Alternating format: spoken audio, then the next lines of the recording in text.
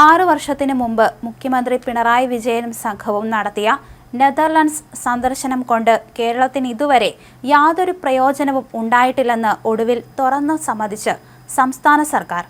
11 ദിവസം നീണ്ട സന്ദർശനത്തിനും നെതർലൻഡ്സിൽ ഭീഷണിയുണ്ടെന്ന് ചൂണ്ടിക്കാണിച്ച് സ്വകാര്യ സെക്യൂരിറ്റി ടീമിനെ നിയോഗിക്കാനുമായി സർക്കാർ ചെലവിട്ടത് 1/2 കോടിയോളം രൂപയാണ്.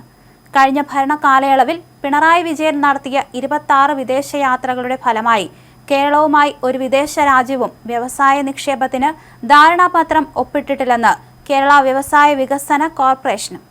2019 മെയ് 8 മുതൽ 19 വരെ മുഖ്യമന്ത്രി പിണറായി വിജയന്റെ നേതൃത്വത്തിൽ നെതർലൻഡ്സ് സന്ദർശിച്ച് പഠിച്ച് കേരളത്തിൽ നടപ്പിലാക്കാൻ തീരുമാനിച്ചിരുന്ന റൂം ഫോർ റിവർ പദ്ധതി ആസൂത്രണം സംബന്ധിച്ച് ഇതുവരെ സർക്കാർ ഒരു തീരുമാനവും എടുത്തിട്ടില്ലെന്ന് കഴിഞ്ഞ ദിവസം മന്ത്രി റോഷി അഗസ്റ്റിനാണ് നിയമസഭയിൽ വ്യക്തമാക്കിയത്. കേരളത്തിലെ പ്രളയത്തിനു ശേഷം 2019 പ്രഖ്യാപിച്ച പദ്ധതിയുടെ നടത്തിപ്പ് രീതി പോലും തീരുമാനിച്ചിട്ടില്ലെന്ന് മന്ത്രി അറിയിച്ചു. കുട്ടനാട്ടിലെ വെള്ളപ്പൊക്ക നിയന്ത്രണത്തിന്റെ ഭാഗമായി റീബിൽഡ് കേരളയിൽ ഉൾപ്പെടുത്തി റൂം ഫോർ റിവർ നടപ്പിലാക്കാൻ ആദ്യം തീരുമാനിച്ചിരുന്നു. DPR തയ്യാറാക്കാൻ 4.5 കോടി രൂപയുടെ ഭരണാനുമതി സർക്കാർ നൽകി. ഈ തുകയിൽ നിന്നും 1.38 കോടി രൂപ ഹൈഡ്രോ ഡൈനാമിക് പഠനത്തിന് ചെലവിടാൻ 2020 സർക്കാർ ഉത്തരവിട്ടു. പഠനത്തിന്റെ കൺസൾട്ടൻസി സേവനത്തിന് ചെന്നൈ IITയെ നിയോഗിക്കാൻ ഉൾനാടൻ ജലഗതാഗത വകുപ്പ് ചീഫ് എഞ്ചിനീയറെ 2021 ചുമതലപ്പെടുത്തി. എന്നാൽ പദ്ധതി നടപ്പിലാക്കാൻ ഒരു സമിതിയും രൂപീകരിച്ചില്ല. പദ്ധതിക്കായി എങ്ങനെയാണ് തുക സ്വരൂപിക്കുന്നത് എങ്ങനെയെന്നതിലും ഇതുവരെ തീരുമാനമായിട്ടില്ലെന്നും മന്ത്രി അറിയിച്ചു.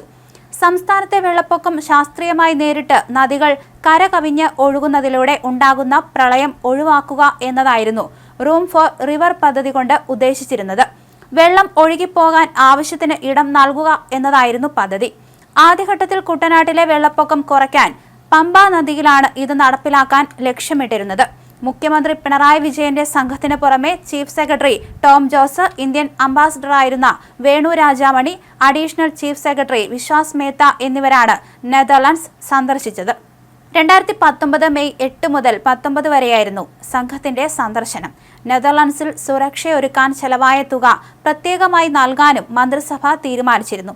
നെതർലൻഡ്സിലെ ഇന്ത്യൻ എംബസിയാണ് മുഖ്യമന്ത്രിക്ക് സുരക്ഷ ഒരുക്കിയത്. DGP ആഭ്യന്തര മന്ത്രാലയത്തോടും എംബസിയോടും ആവശ്യപ്പെട്ടത് പ്രകാരമായിരുന്നു സ്വകാര്യ സുരക്ഷാ സംവിധാനം ഒരുക്കിയിരുന്നത്. എത്രയാണ് ചെലവായ തുകയെന്ന് എംബസി വെളിപ്പെടുത്തിയിരുന്നില്ല. സന്ദർശനത്തിനും സുരക്ഷാ ക്രമീകരണങ്ങൾക്കുമായി ഏതാണ്ട് 1/2 കോടിയോളം രൂപയാണ് ചെലവായത്.